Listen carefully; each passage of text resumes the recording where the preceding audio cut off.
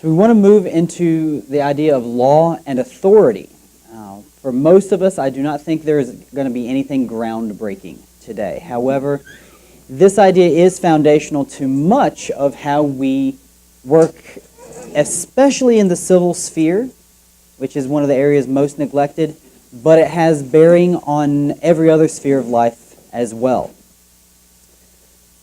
We cannot separate authority from responsibility and from power. They are interrelated. They are not the same thing, but they are interrelated. They cannot be properly or appropriately separated completely.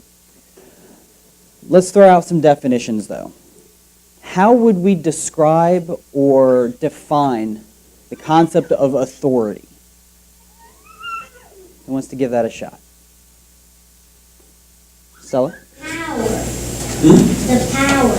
You think it's the same as the power? Okay. I think I might disagree with you on that a little bit. I think power is something very different. Related, but different. John? Authority carries with it an aspect of legitimacy. There's a legitimacy that underlies authority.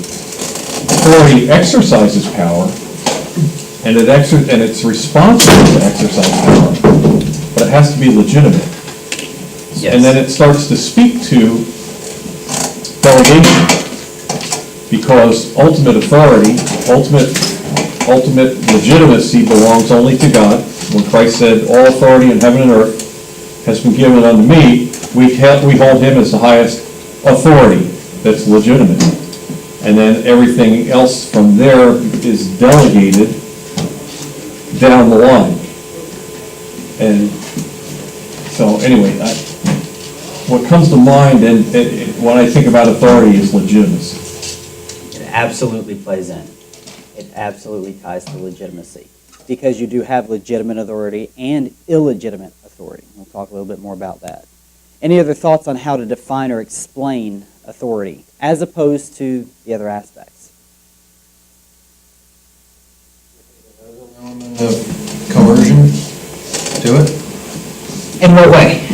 Like, could you say legitimate coercion? Legitimate coercion. Or I don't know that I would pick that word, but coercion or power or whatever you want to call it. Or no. I'm not sure. I'm just thinking about it. I think we'd have to hash that out a little bit more. I'm not going to sit here and say absolutely not, but I think we'd have to talk through that a little bit, because it's not an immediate connection I would make. The only source of legitimate authority is God. Yes. That's the ultimate source. And we'll talk a little bit more about delegation here too. As I was looking at the differences between these, this is what I came up with. It essentially comes down to the right to decide, rule, establish, or otherwise govern. Authority has to do with the right to do those things, to make decisions, to establish any sort of law or rule. This is going to be a little different from responsibility, but it ties to it. Anyone want to take a shot at this now that I've thrown that definition out there? And again, not to say that these definitions are end-all, be-all. But how would we describe responsibility as opposed to authority, or in relation to it? Would that be this? I guess I'm asking you. Would you equate that with duty? Is that the same thing? I think I would. Okay. I use a slightly different word, but I think it very much comes down to duty. Any other thoughts on responsibility? Toby? Yeah, I was just looking, I'm a little slow, back on authority. Okay. And I was looking at First Duty, Volume 1. And it came to pass when Jesus had ended these things, the people were astonished at his doctrine, for he taught them as one with authority, and not as the scribes. Russian has a lot of things about authority in this. That's Matthew 7:29 there. Right. And it's interesting the context there. The scribes, the Pharisees, the Sadducees, all these teachers would always appeal to another teacher that came before them. So-and-so said, so-and-so said. Jesus never appealed to any of those guys. He spoke because he had authority, as if he had, and as if in that he did, because he had authority to speak directly to the scriptures themselves, not to what someone else interpreted from them. So he wouldn't do like we often do to quote John MacArthur or Piper or some of these other theologians. He didn't quote anyone else except to correct them. You have heard it said, but I tell you. That's the authority. And that comes back to the fact that he had the right to decide, to rule, to establish, to govern otherwise. With authority comes a responsibility. You can't separate them legitimately. If you have authority, you have a responsibility to do with that authority something very particular, especially when it comes to delegated authority.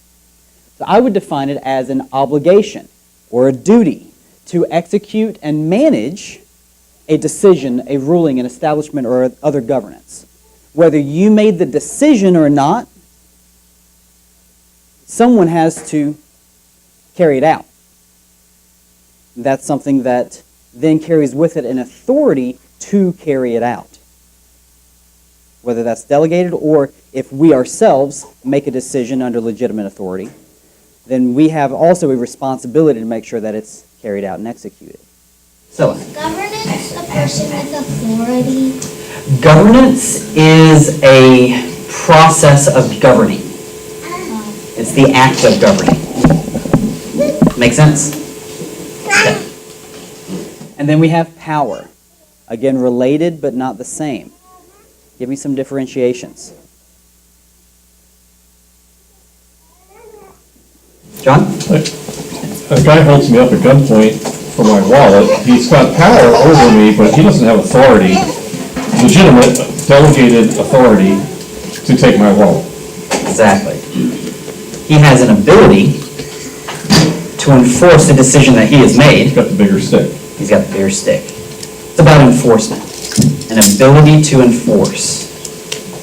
Now, we have plenty of instances where someone or some entity enforces something that they don't have a right to enforce to begin with. That's where we have another issue of legitimacy, even in enforcement.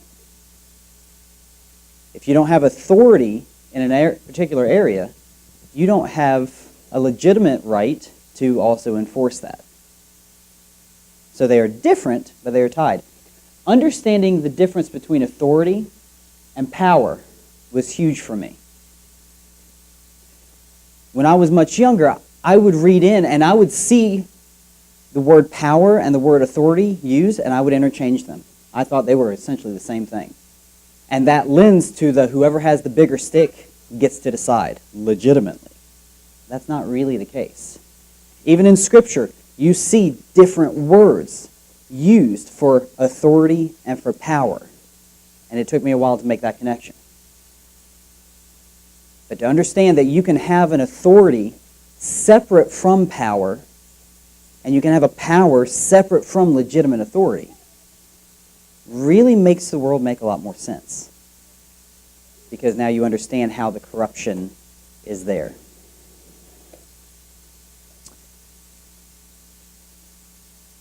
So, law and morality, we've been talking about the last couple of weeks. They address the question of what's right and what's wrong. Authority addresses the question of says who. Where does that come from? Who gets to decide what's right and what's wrong? We addressed that a little bit in the last couple of weeks. Rushdoony says this, that all thinking, not just law and morality, but all thinking appeals to an authority. Agree or disagree?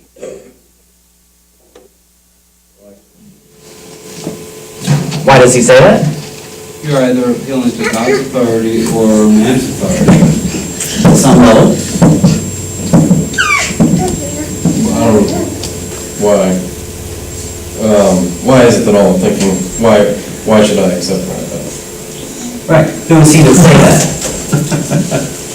Well, I'm not trying to make a joke. I'm just trying to. I know, I'm making a joke. I'm trying to illustrate why with the question. That's what it was. I mean, there's a lot of people that would obviously disagree with that and say that I could make a critical argument without, Right, but if you press them, I'm sorry. No, go ahead. I'd like to hear an example of that. Of making a critical statement without any appeal to authority whatsoever. so like, saying something is self-contradictory. Okay, but like what, for example? Like if I said that, I'm sitting here and then I said that I'm not sitting here, and you would say that, that's self-contradictory.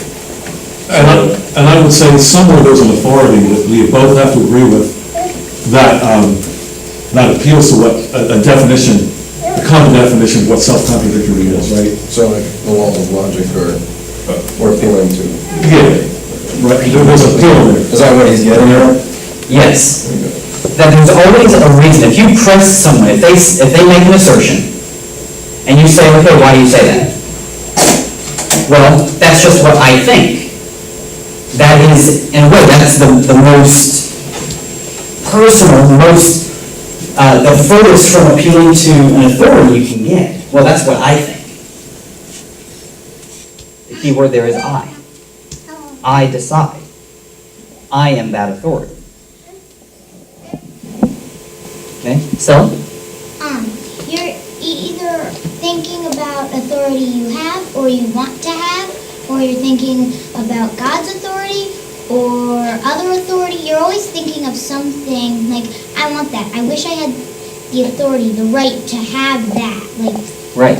And when you say that, I want that, who are you appealing to make that a legitimate, at least in my own sense, claim?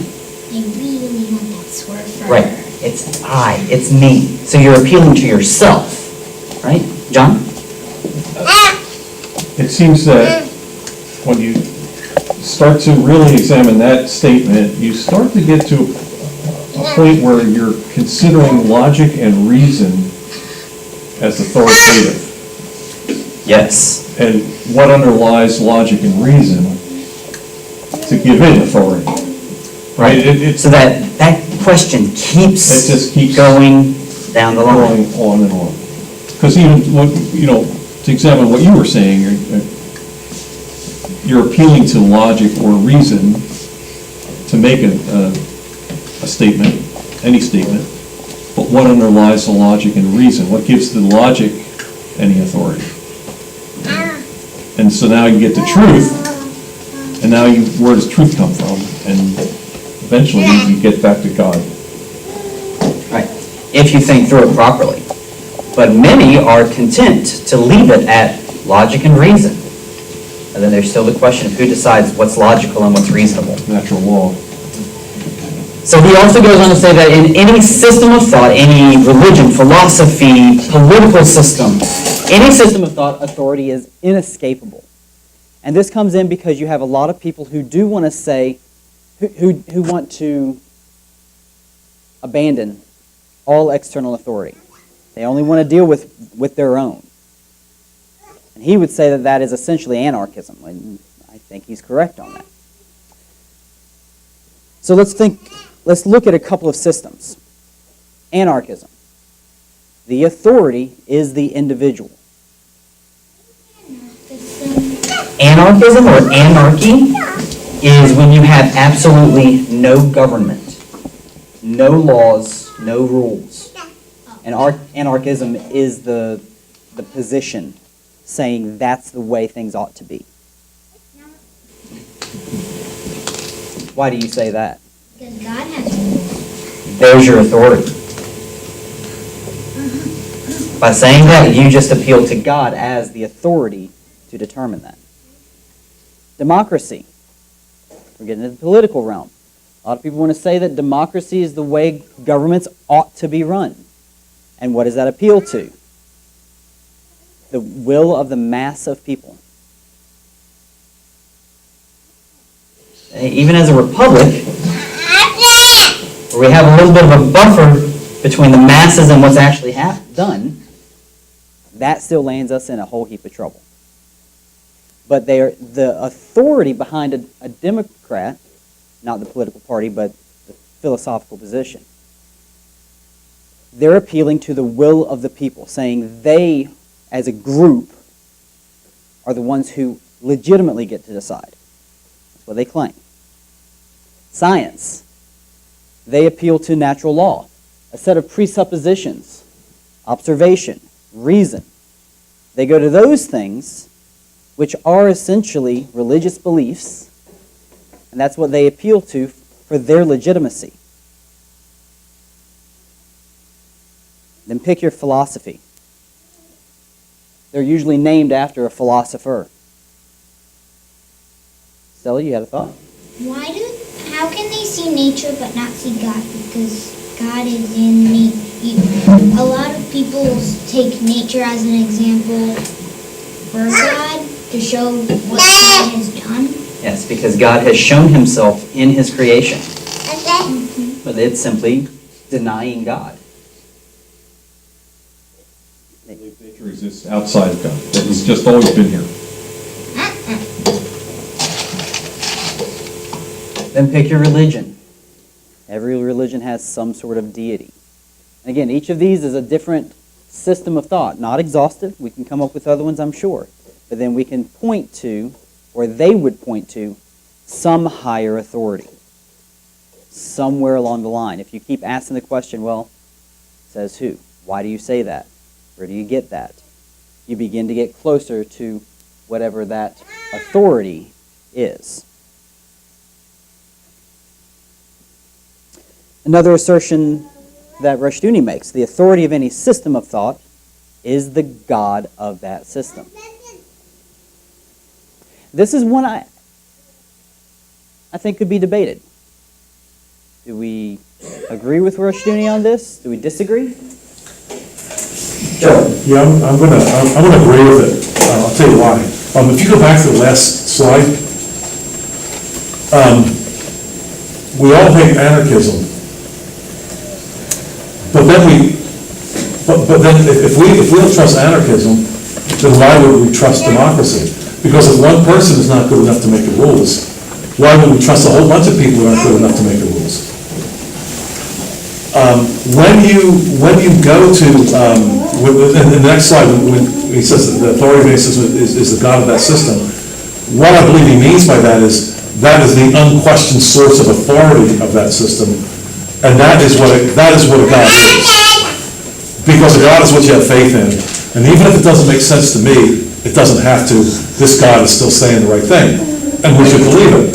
I think that we see that all the time in these global warming discussions.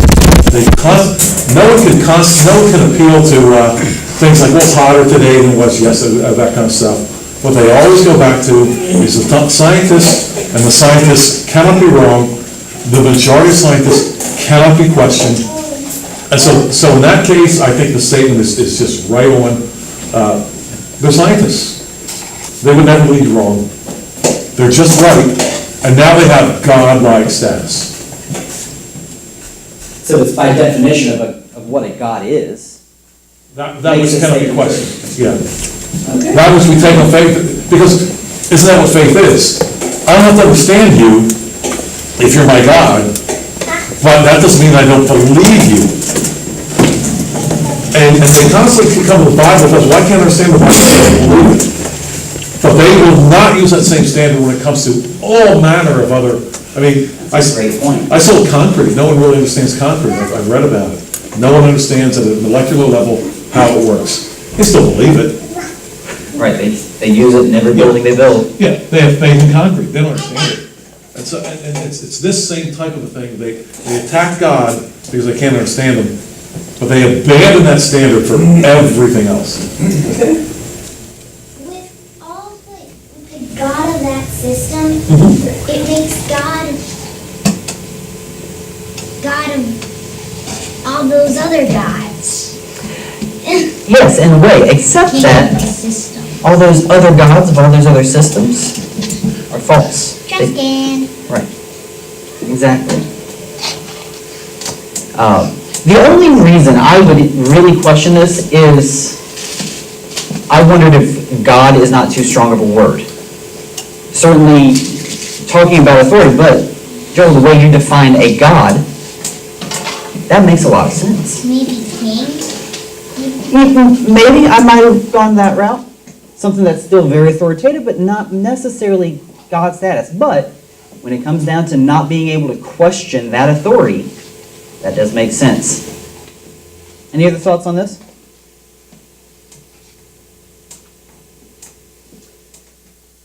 Rushdoony makes a little bit of a shift in this chapter. He says, when a man's authorities are of this world, and talking about other humans, when they are the ultimate authority, these authorities are then not only ultimate, they are also proximate or present. Because they occupy the same ground man does, they limit and destroy the liberty of man. Agree, disagree, and do we see it? Do we see this played out? Stella? I told Ma a while ago how the taxes, what with the taxes, and you have to have a passport to leave the country, and you're not really free in this country. They say you're free. You're not really free in this country. You're doing a really good job at indoctrination, aren't I? No government school here. You're absolutely right, Stella. Is he trying to say that God's authority is the opposite of this? It's not proximate, so it doesn't limit the liberty of man? Is that? He's going to argue that it doesn't in the same way. Okay. That there is a difference. He's going to come up and say that God does not compete with man like human authorities compete with their subjects. That's what the bottom line of his argument is going to be. Any other thoughts on this statement as it stands?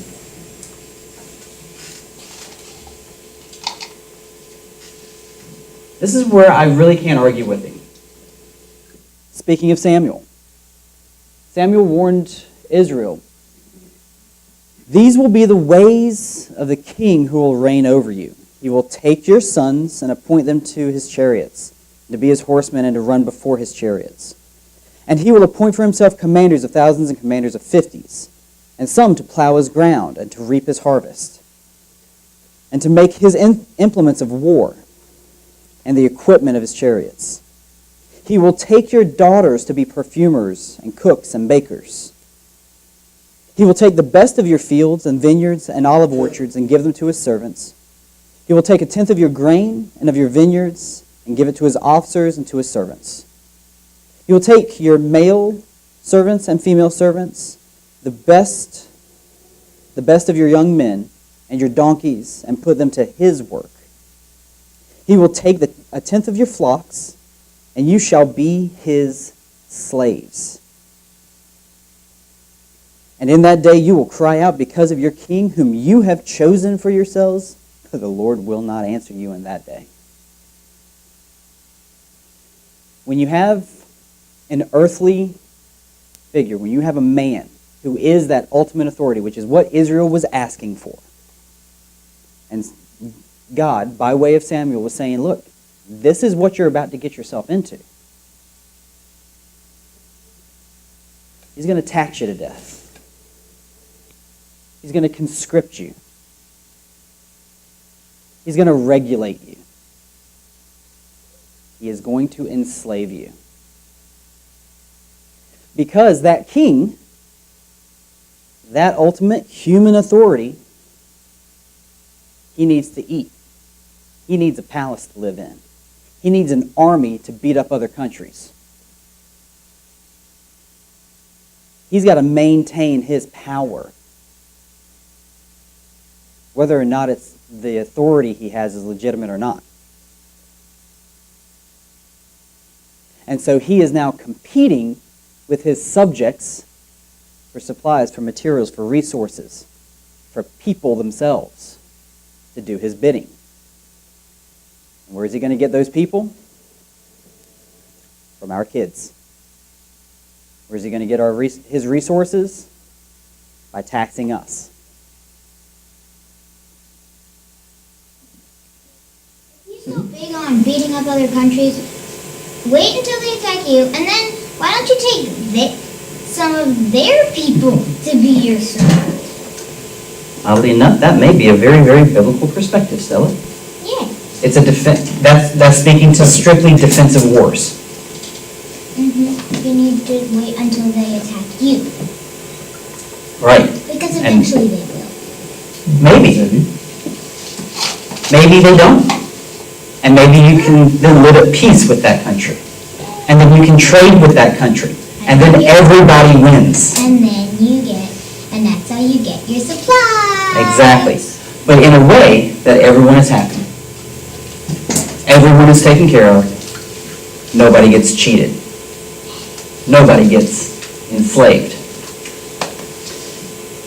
So this is what Rushdoony brings it down to, that God does not compete with man as humanistic authorities do. In that, God doesn't need to take our kids to build his earthly army to go fight wars. He doesn't need our supplies to maintain his authority and his power. Now, that does not mean that he does not still also claim ownership of everything we have. Because it was his before it was ours. Even to the point where he claims ownership over us. It's enslavement. But it's enslavement to the only good master. A master who consistently and regularly delegates authority, responsibility, and power to his people. Unless they need whipping. But he's never unfair or unjust. He's never cruel when it's not due. So, yes, all of these things, there's a taxation. There's a conscription. There's regulation. But it's in appropriate proportion as determined by a good God who loves us. Not by some king who doesn't even know our names. So he's not competing in the same way. He's not trying to take from us. He's trying to give us better and more. Slowly but surely. Does that argument break down anywhere?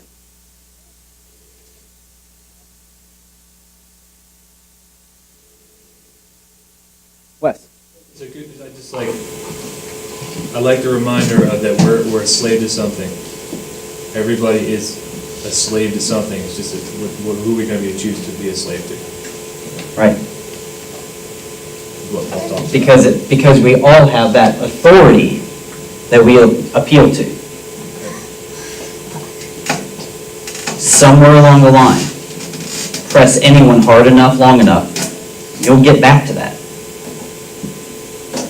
Every time. And so whoever you find is that ultimate authority is who is enslaving them. Is that going to be a good master or not? John? Just something Wes said about who we choose to be enslaved to. It's no more. There's no choices in it. Not really. I mean, if you consider the doctrine of election, election is conscription. No less than what Saul was doing to the Israelites, conscripting the young men to do battle and run before his chariots. It was forcible, it was coerced.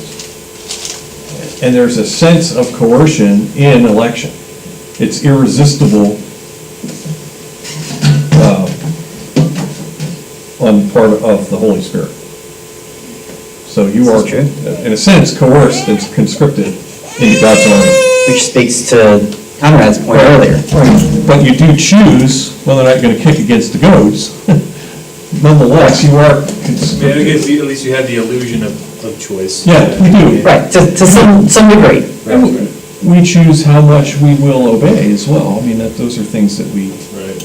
So are you saying it's a gospel issue? Ultimately, yes. Ultimately, it does come down to a gospel. Gospel of the kingdom and gospel of salvation. That's what I mean. So, Conscription and regulation. conscription is when an authority decides that you are going to be part of their army. you get a notice in the mail, report for duty. When I turned 18, I had to register for the draft. It's conscription. The draft is conscription. It's when the government calls, they start pulling names out of a hat, so to speak, and those people, they send a letter to you that says, you got to report to Fort so-and-so, and you're going to be part of our army, and you don't have an option. Right, that's conscription. Forced military service. Regulation is when an authority tells you how to do what you want to be doing, or what you ought to be doing. How to raise my goats. Yes. They're going to tell you what kind of feed you're allowed to give them, and how much space you're allowed to have for them. And if you want to sell the milk, what you have to do to it first, and how you have to bottle it, and how you have to label it. It's like How the far you can USDA. drive your Truck. Right. It's like the USDA. Exactly. The USDA passes regulations telling people what they can and can't do. Rules. Their rules on how to do agriculture, how to grow things. Doesn't everything come down to the Bible eventually? If one thinks about it properly, yes. It comes down to the Bible and ultimately down to Christ. And we'll see that in a second. Authority in biblical faith is in this world only under God. So now we're getting into the concept of delegation. God, Christ, they are not the only ones with authority. They're the only ones with ultimate authority, but they have delegated authority to people at certain levels and certain spheres. So let's talk through what is this idea of delegation, specifically a delegated authority. If you had to give it a definition, what would it be?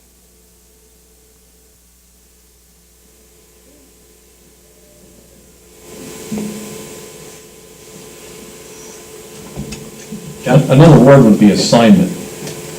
Yes. And this gets back to the idea of duty or obligation, responsibility.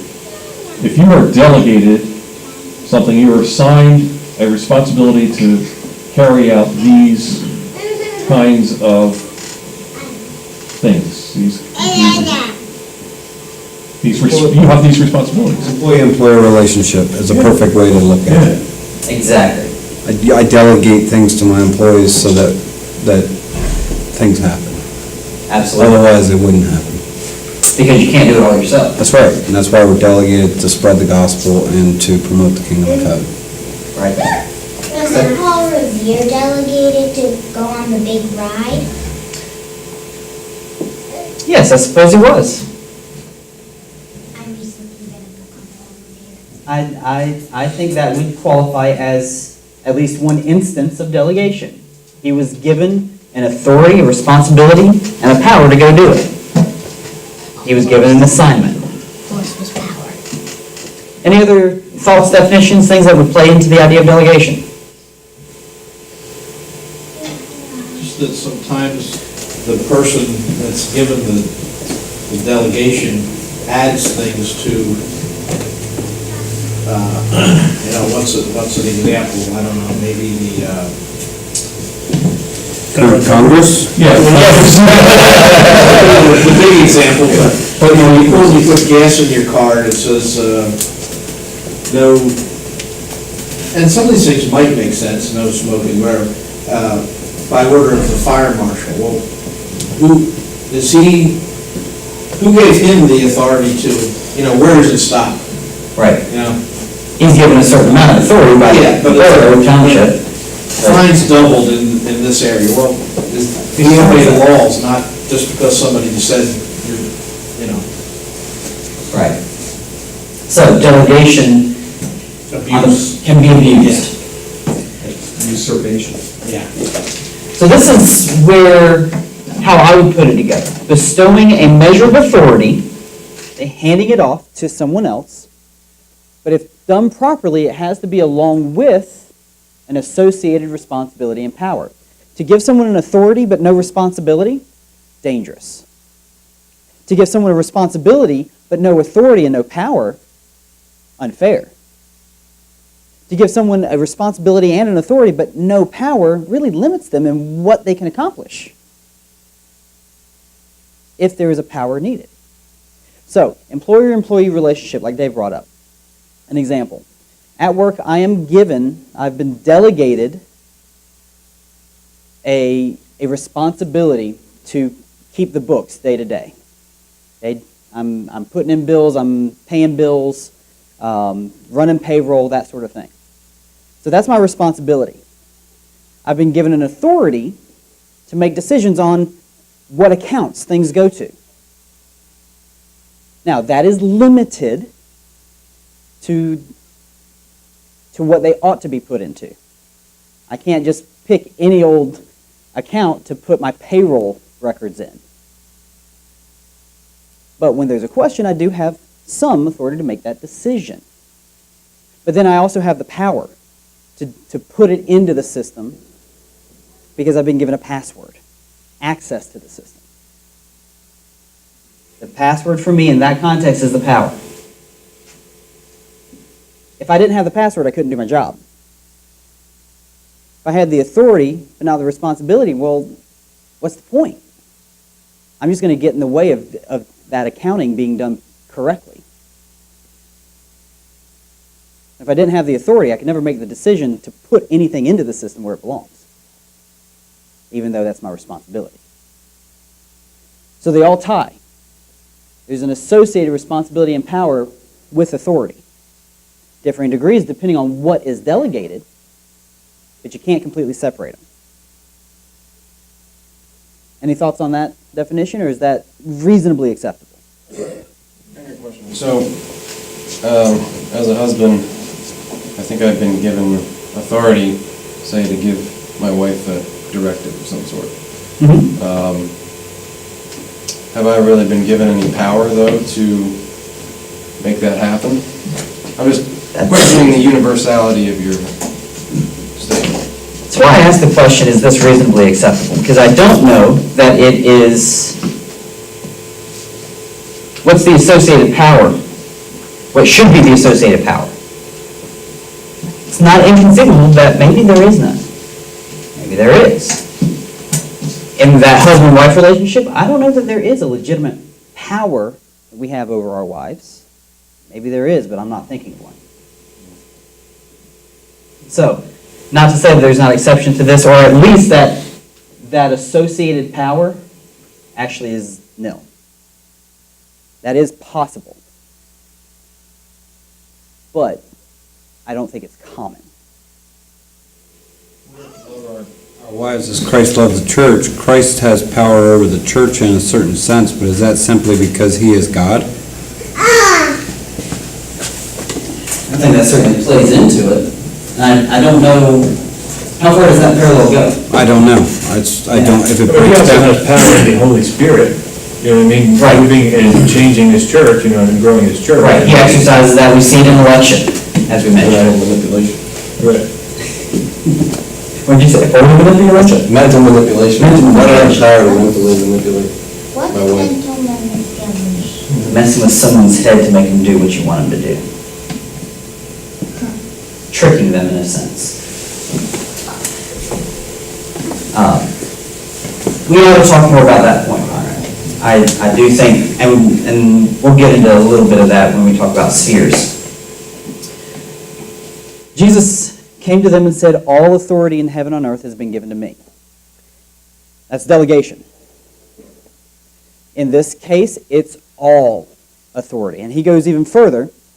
Paul tells us in Ephesians, what is the immeasurable greatness of his power toward us, delegation, who believe, according to the work of his great might, that he worked in Christ when he raised him from the dead and seated him at his right hand in the heavenly places, far above, okay, in preeminence over, all rule and authority and power and dominion, and above every name that is named, every other delegated authority, not only in this age, but in the one to come. That means he has all of it and more. All of it.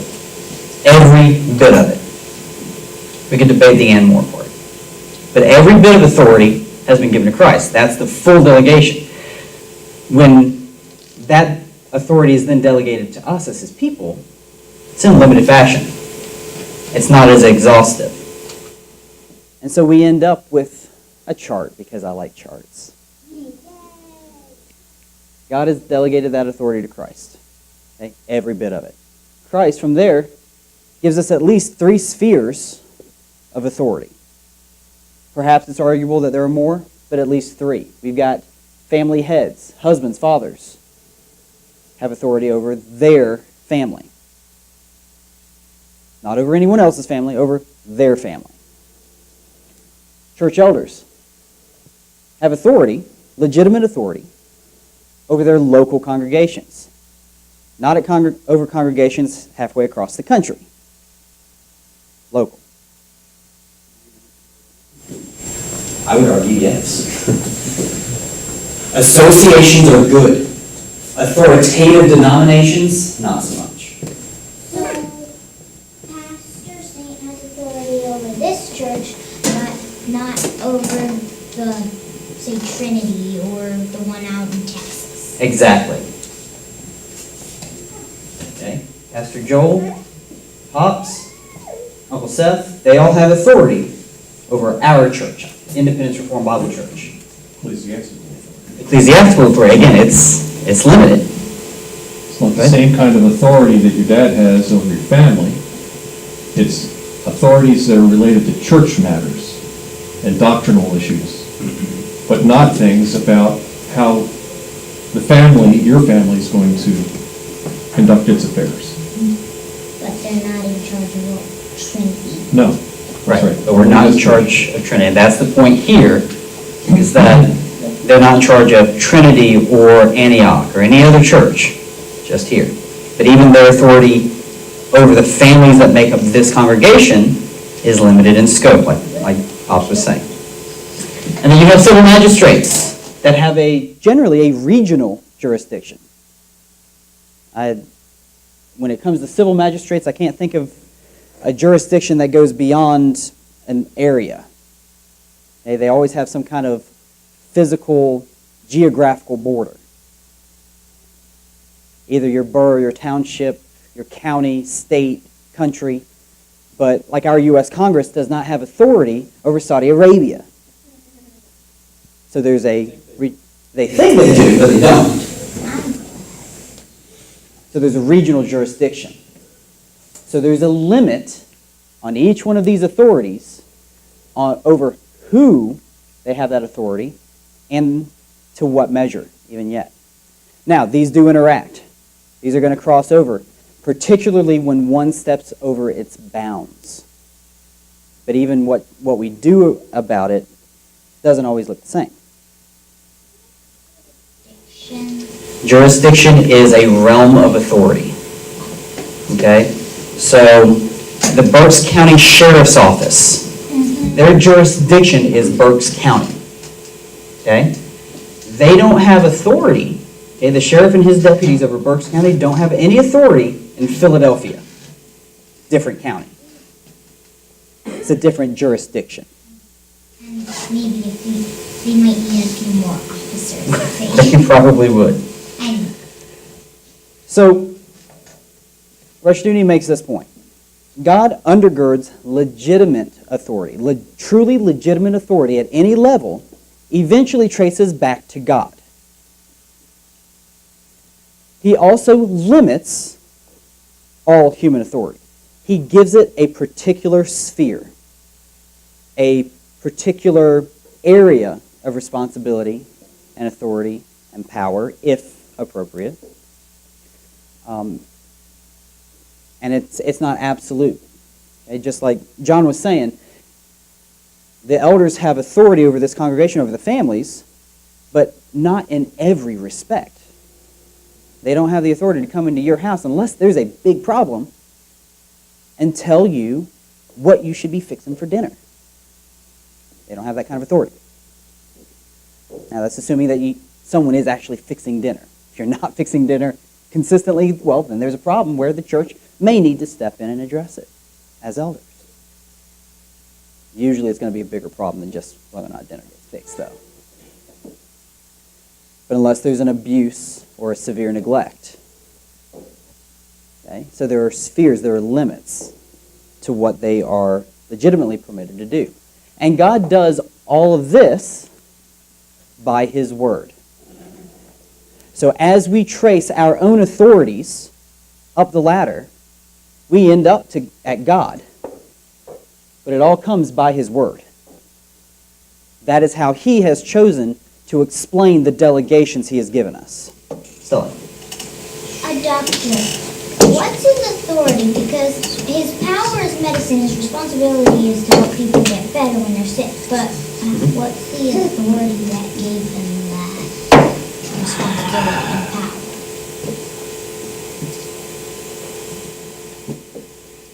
Any thoughts?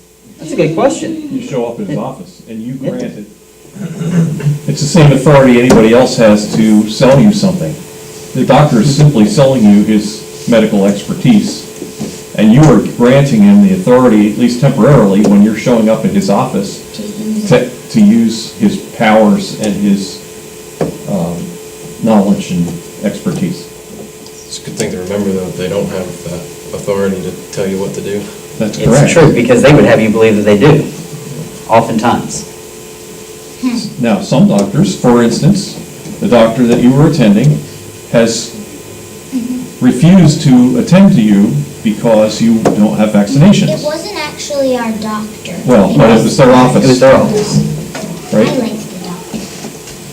But that was, they would like to exercise the authority over you to require you to have a vaccination. You did not grant that authority, and you have left their practice. You don't go there anymore. So it's voluntary. That's a voluntary submission. So in some... How about school systems, John, since you're on a roll? School systems are courses. Have we given that, is that the parents who send their children there have given them authority to indoctrinate them? They have. Or is that the government laws that have the authority? So who has the authority there? The parents ultimately have the delegated authority, biblically, to educate their children. The parents have delegated that authority, by and large, to state.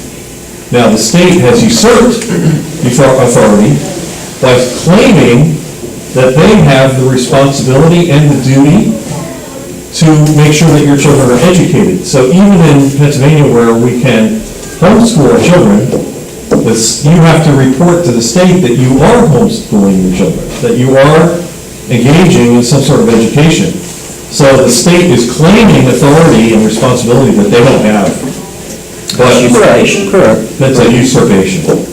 They don't have the authority, like John said, but in most states, including Pennsylvania, it's in the Constitution. Well, it's in our So Constitution. we have delegated it as individuals, we have delegated it to the state. Yeah. Well, at the very least, we would allow the state to claim it illegitimately. We haven't resisted it I can go with that. biblically, yeah.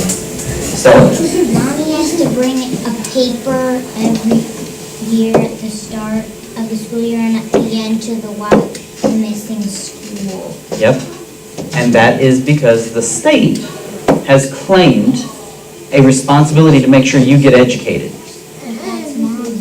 claim of power. Right, they claim the power, and they will exercise the power, given the opportunity. But you're right, the legitimate authority lies with me and your mom to make sure you're educated, not with the government, at any level. So, this does bring up a very, very good question, and a difficult one. What is to be done about an illegitimate authority who has perhaps refused responsibility or usurped a power that is not rightfully theirs in any of these spheres? I don't know that this question is going to be a short answer, or that it's going to look the same for all the spheres. And I tell you now, I don't have any kind of a pat answer. But what are some of your thoughts? What do we do about this? The authority, you have to take the responsibility with. Right, but you can't just take an authority. An authority, if it's to be legitimate, has to be given to you by someone who has that authority to begin with, legitimately. They have to be able to trace it back to God. The government is using illegitimate power because they're not tracing it to God. Not entirely. The government does have some authority that is legitimately delegated to them by God through His Word. But they have gone far beyond that. Say that, yes, it's God's power. Right? They don't acknowledge their source of authority, legitimate authority either. Brian? Just thinking of the homeschool thing, in Germany it's illegal. If you lived over there and were born there, I don't know if there's absolutely right and wrong, but I wouldn't say you're wrong to go against their authority. Then you might be taken out of your ability to do anything with your family. I think that's a really, really tough question. It is. I don't know that there's a good solution for most of the situations we're going to come up with. Pastor Weaver mentioned this kind of in one of his many sermons on secession. And it was kind of at the end when he was talking about, Pennsylvania's not going to secede tomorrow. But we can secede the best we can. You're seceded from that doctor's office because of the issue of vaccines. Well, maybe who knows? But I know if the doctor's down that has 4 patients on his thing, he might, we can do what we can to pull back and not just bow down and Personal secession. Yeah. It's also important to remind that personal secession is going to cost. Oh, yes. Big time. So? You know the story I was telling you on Friday night about the Russian gentleman who wrote the nice book on poor people? Yes. Was Russia using their power illegitimately? Yes, they were. Because they made him go to jail for a couple years, and then to Assyria, and then to war, just because he wrote a beautiful book on poor people. Yeah, that was something he should have had a right to do. And they abused their power, claiming an illegitimate authority. 2 Corinthians tells us that our rebellion should not be carnal. We shouldn't revolt physically and violently, because our power is through the Word for the pulling down of strongholds. It gets to Conrad's point about he's got responsibility in his household, but he doesn't have power over his wife, except for the persuasion that he has through the Word.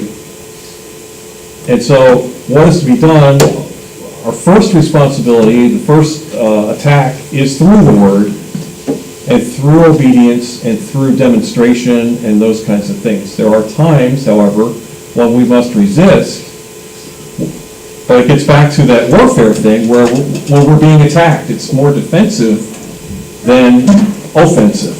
We don't go on the offensive to remove the illegitimate authority, we try everything that we can. In Germany, if I was in Germany and I was homeschooling my kids, as Ryan was talking about, and they came to take my kids away because I was homeschooling them, I might consider that an attack and resist physically. But that, how do you... There's a line there. But how do you weigh that? How do you weigh that off?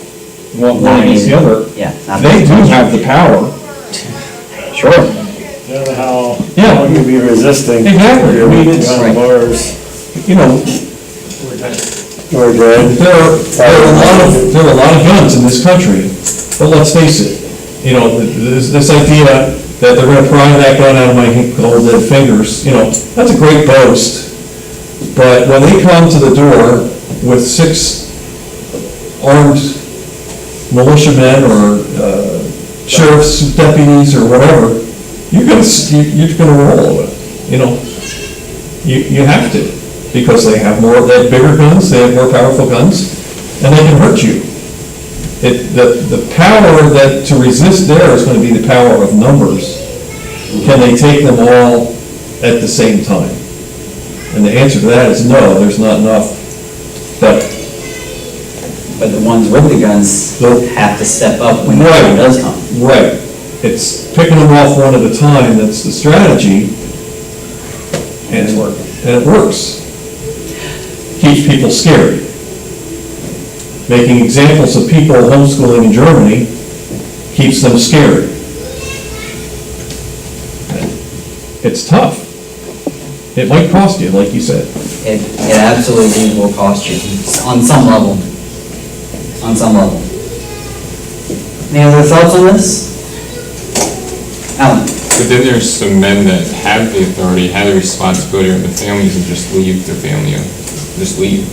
So Right. there's a response that we have to be as a church to hold that guy or man accountable. Right, that's where you have responsibility they refused. But they have pretty much all 3, but they're just walking out. Yeah. And the church has a particular response, depending on what aspect of it. The church discipline is there for a reason. But then also, church resources to support an abandoned family are also there for a reason. For that reason. Any other thoughts to this?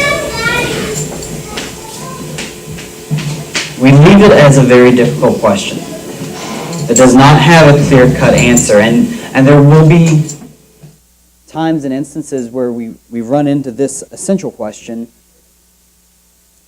and the answer may not necessarily be right versus wrong, but a matter of judgment. That's one of the things that makes it so tough, because we won't all agree on the same answer, even if especially if it's not a right versus wrong, but a matter of degrees. Where is that line where you take up arms? Where is that line of resistance? What's that method of resistance? That's where a lot of the disagreement comes in. And we've got to be careful of how we interact with each other on that. But this question cannot be ignored if the kingdom is to move forward in our context. It has to be addressed. Any other thoughts? Good. Jim, would you mind closing this in prayer? Lord, we thank you for this time of learning. We thank you, Lord, for Sid and his lessons and for the materials put before us. We pray you give us understanding, guide our thoughts and our hearts in these matters. And Lord, we just ask you to watch over us, guide us, and protect us until we're together again. We pray in Christ's name. Amen.